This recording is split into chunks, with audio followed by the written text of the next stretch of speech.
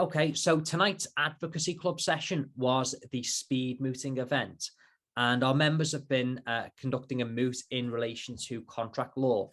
So what I'm going to do now is give some general feedback on the mooting that I've seen tonight. So I'll start with the beginning, and one of the key things that you need to do when you're mooting is sort of getting the basics right. So if you are arguing for the appellant, when you begin your submissions, you need to introduce yourself, indicate which side you are arguing in favor of, and introduce your opponent as well. So just sort of general courtesy at the beginning. From there, you then go into the thrust of your submissions. So at the beginning, you want to tell the court what it is that you're asking for. So either you're asking for the previous judgment to be overruled, or you're asking for for the appeal not to be allowed. So effectively, you'll take the court to paragraph 1 of your skeleton argument, and you'll effectively be telling the court what you want. So it's just a good way to begin the submission. And then from there, you need a bit of structure to your submissions themselves.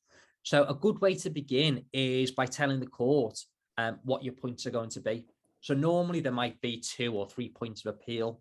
In today's argument, there were 2 points of appeal.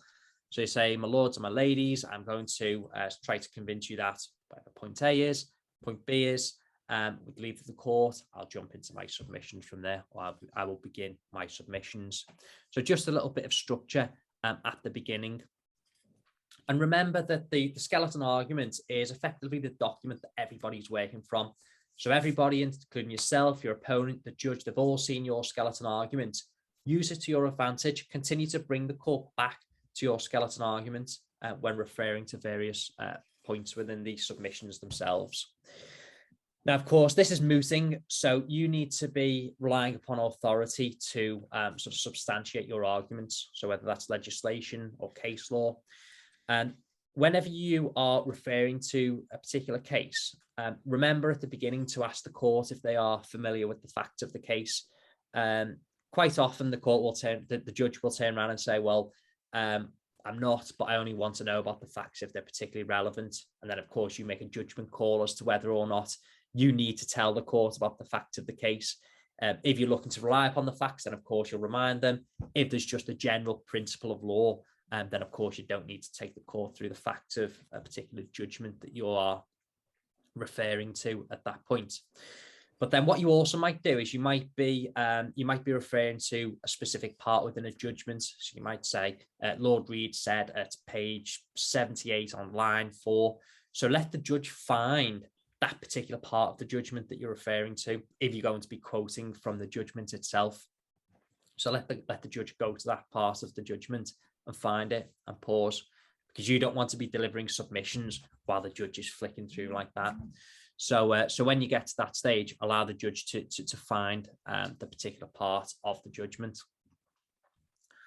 Some general tips in terms of the sort of advocacy and the submissions that I've seen tonight.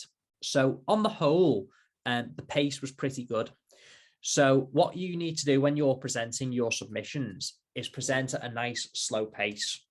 It's important for a number of reasons.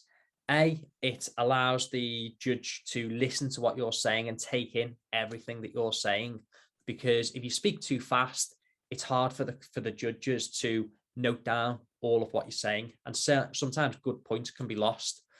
The second reason that it's important is it makes you seem in control. If you speak a lot slower, it makes your submissions more powerful. It makes you seem like a much more sort of controlled advocate, if I put it that way. So it just adds weight to what it is that you're saying. And think about the tone as well. So although mooting is very much sort of a professional form of advocacy, you know, it's very sort of measured and you're there to persuade. Don't get caught up in trying to be monotone. So what I see a lot of people do is they sort of keep their voice at this one monotone level. And whilst it is true that, you know, this is a very sort of measured and very professional form of oratory, you can add a bit of intonation to the voice, because what you need to do is you need to make sure that your judges don't fall asleep. You need to make sure that they're engaged, that they're listening to what you're saying. So at various points, you can sort of add add a bit of emphasis to what it is that you're saying. So, for example, I was watching somebody make submissions before, and they said, by accepting the sum of money, there was a pragmatic benefit. So by really punching and emphasizing that word, it just adds another element to those submissions, and it all comes back to persuasion. And that's a good way to make your submissions just that little bit more persuasive. You also need to think about the phrases that you use as well. So it can be very easy to fall into a trap of saying, I think, I believe. As an advocate, you're not there to think or believe. It's I submit. It is my submission that. The appellant argues that.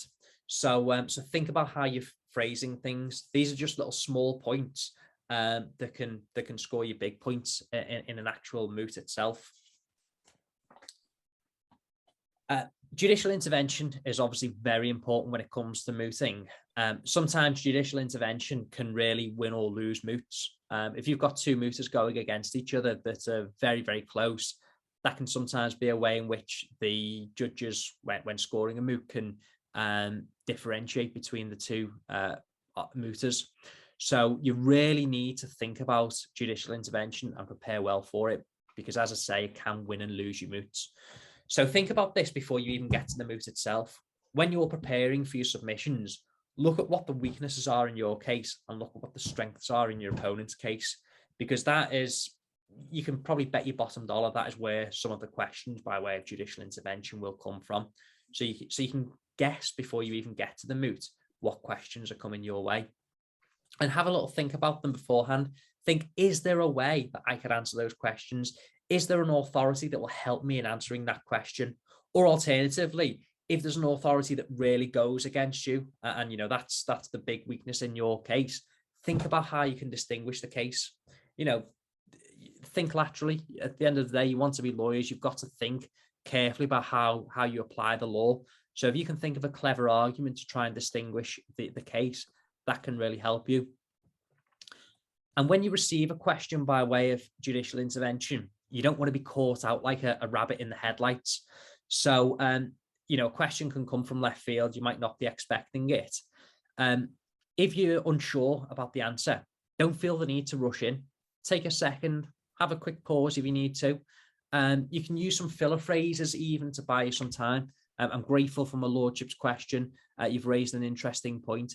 The way in which I would deal with this is, so, simple phrases like that, and you've just bought yourself 10 seconds and you've shown a bit of courtesy to the judge at the same time. So, the key point I'm making there is don't feel the need to jump into a question right away, because what can happen is you can tie yourself up in knots. You can go down one route, and as you're halfway through answering the question, you think, hang on, a better answer would have been, but you've already gone down this one route.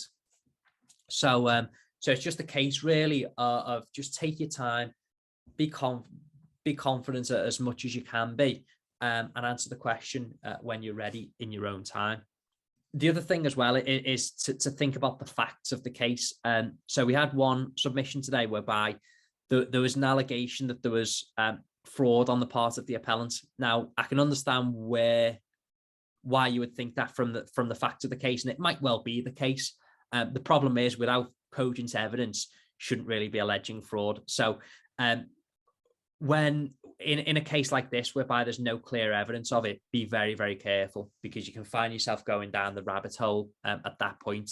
So just think about the facts of the case. If something's not abundantly clear from the facts and you're not sure about it, don't put it into your submissions, because once again, that can potentially leave you open for questions.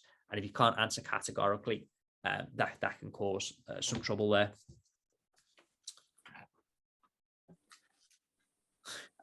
The last point that I will make is just thinking about how you round off your submissions.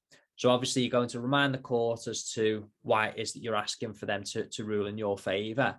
And then when you come to the end of your submissions, you just need a quick courteous line.